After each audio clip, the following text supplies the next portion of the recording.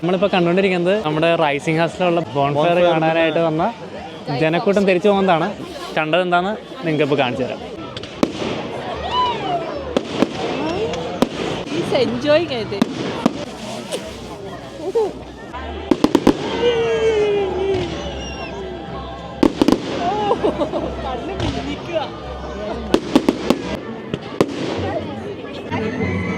Road മൊത്തം ജനമാണ്. കാര്യം ചെറിയ പരിപാടിയായിരുന്നെങ്കിലും ഒത്തിരി പേര് കാണാണ്ടായിരുന്നു. 3 ഉണ്ടായിരുന്നു പെർ ഹെഡ്.